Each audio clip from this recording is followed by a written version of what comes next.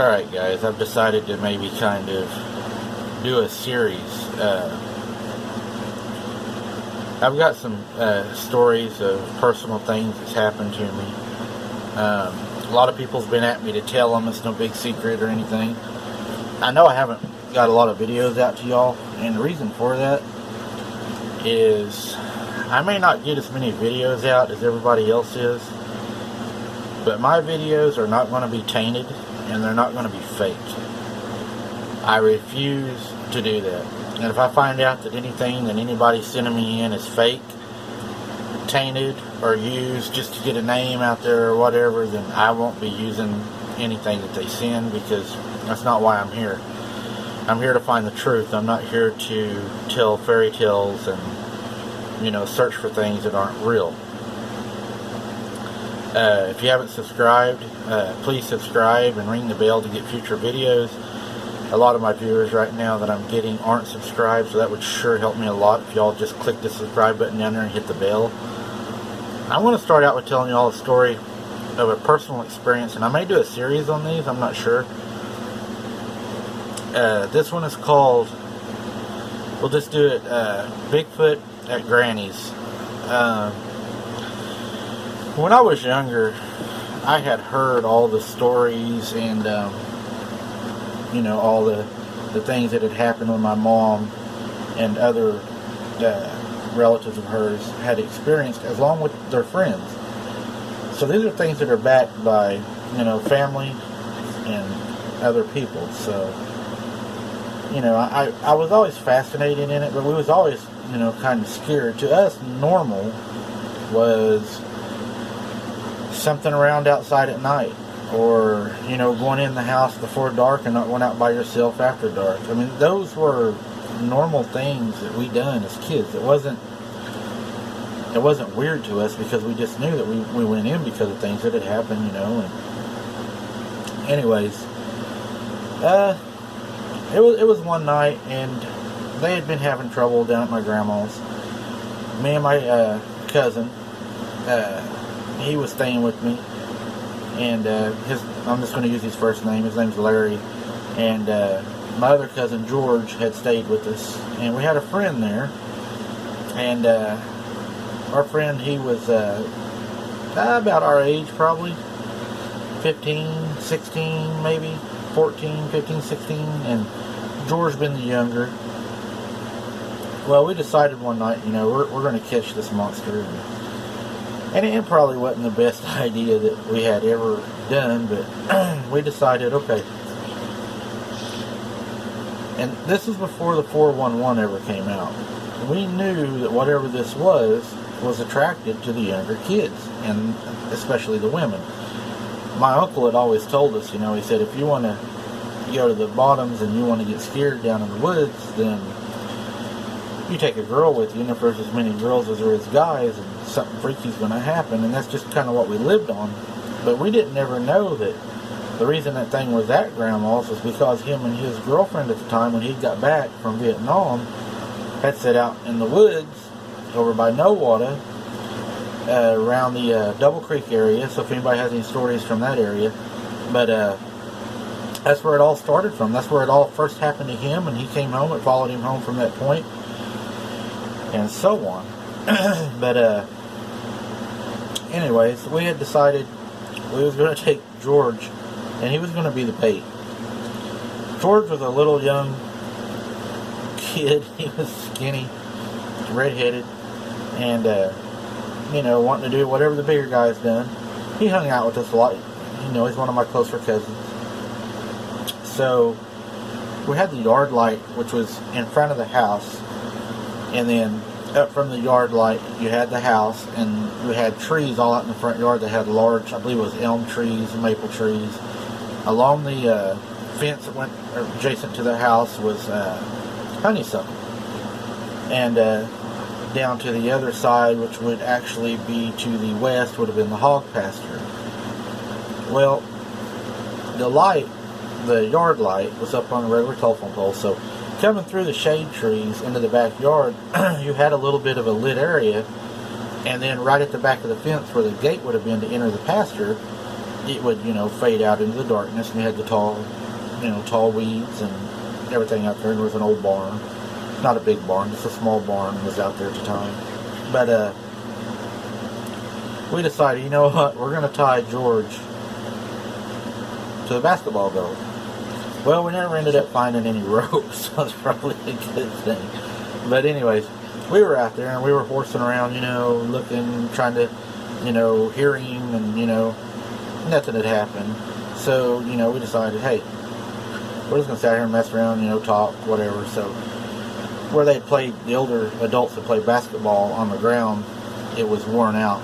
And we were sitting in the dirt, which was nothing, uncommon for us to do, sitting out there talking. And then it started whistling. It's probably 2 a.m. And then that's when we decided, hey, maybe we can try to use George's bait. So we sat there for a little bit longer and it whistled, and we would holler back at it. We was probably taunting it at the time, didn't know. We was laughing and hollering at it. And I don't know, just being goofy, being kids. And it would never come up to the light, which was common. So we decided, okay, we're going to back up toward the house, and we're going to have George stay out by the darkness, the light and the darkness into the field. And we're going to have him walk back and forth adjacent to the field. Well, George started doing that, and as George was doing that, it was whistling, and you could hear something walking back and forth, kind of following him. And the harder we tried, it would never come out. Now, it would growl, it would whistle, it would break stuff. Grandpa had a garden over just a little ways that had tin around it to keep the rabbits out. It smacked the tin, once. And we're thinking, oh, we're going to see this thing. My friend, he's never been around this stuff, and he's like kind of freaking out. But then again, he says, you got a friend out here doing this. So, probably, I'd say 10-15 minutes of this passed. It stopped. And it's like maybe it had moved back further, it gave up, or it maybe figured we wasn't going to be coming out, into the grass. So we went out into the pasture. As you go out into the pasture, the light fades a lot. I mean, you can still see, and there's still a little bit of light, but as you go to the back of the land slopes down at the back of the 10 acres, and it's really dark down in there, which goes back down into Swinging Bridge, which is another story. And anyways, we went back to the back fence to where that light, just a little bit of light, we heard it on the other side of the fence in the darkness. It was hooping, howling, whistling, and we thought, well, it's pretty dark down there. We started kind of getting a little bit, scared, because we could tell that it was close, but I didn't think real close. We thought, maybe out there a little ways, 50, 100 yards. Well, my friend, he was a larger guy. He played football, worked out, he's in good shape, strong guy. He decided that he was going to cross over the barbed wire fence and go down and look just a little further into the darkness, because there was an old barn that sat way down in there. We all went to step over the fence, and I remember whenever I went to step over, me and Larry and George had started to go over the fence, and our buddy was just down from us, and as he went to go over the fence, he screamed, and he ran backwards, and he was just like in a panic, and he was kicking his feet running backwards. We all immediately jumped off the fence and ran to him. We're all looking, trying to see what it is, and we can hear it on the other side growling and grunting. And whenever we look, we seen, I don't know what it was, something was standing up like a human in the darkness. You could see it standing there. Now, this isn't like what everybody says. It's not this huge 7-8 foot monster. This is something standing in the dark that is, believe it or not, I'm 5'11". It was probably my height, maybe a little shorter, but immediately what was the weirdest thing that it done, and we talked about this still today, is it dropped down to all fours and crawled. The fence was broke. The bottom line of the barbed wire was broke at this spot where Rocky, that's my buddy's name, I just said it, hope he's okay with that, but I went to go over the fence. It came through the bottom on all fours as fast as it could, throwing its arms out, trying to grab his legs. It tried it again. Larry, at the time, my cousin, he was carrying a shotgun. He shot point blank at it 3 times. And it's bird shot. I mean, we'd been hunting. It ain't like, we had double lock buck or anything, because we didn't have those things. It was enough that it ran, and we ran back to Grandma's. Now, I do remember my buddy Rocky at the time saying, man, he was, at first, he was so shook up, he couldn't really talk. I mean, this had really scared him. It scared us, because, I mean, it just come crawling out, and anyways, we're out there and we're talking and everything, and he, he's really shook up, because I don't think he expected to see anything. I think maybe he thought it was a game, or I think maybe we all kind of didn't think we'd see something, because we were just like, thought we were going to catch this thing, and when we actually seen it, I'm not going to lie, it scared the hell out of all of us. I mean, we ran. I mean, there was no hero there, but I remember he kept saying it stunk. And I remember all of us had thought right before this had happened that there was a skunk up by the mulberry tree, because we kept saying, don't go by the mulberry tree, there's a skunk up there. And it was nothing for skunks, to be in the area. It may have been a skunk. May have been it. But there was a bad smell. And whatever this was, it dropped all fours, come underneath that fence, I mean as fast as a dog, throwing its front arms. I don't know if it's trying to grab his legs, trying to hit him. I don't know what it was doing, trying to scare him away, trying to move the grass, but you could see it, and it turned and was gone. But that's just one of the memories I remember when we were younger, of one of the experiences that we'd had down there.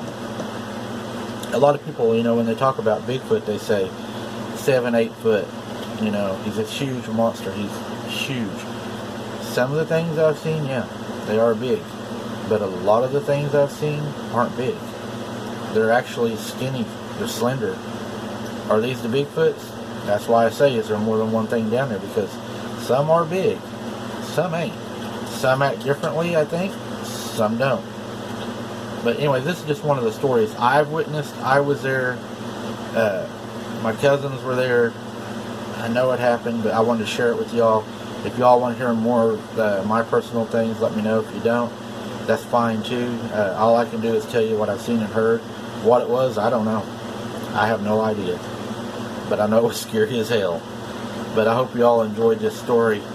And if there's any more, if you want to know some more of them, I can share some personal experiences and some other experiences that have, happened to other family members. But, hey, I appreciate y'all watching. If you ain't subscribed, go ahead and subscribe, hit the bell. And we'll be going out here pretty soon, so we should have some in the woods videos and stuff. So thanks for watching, guys.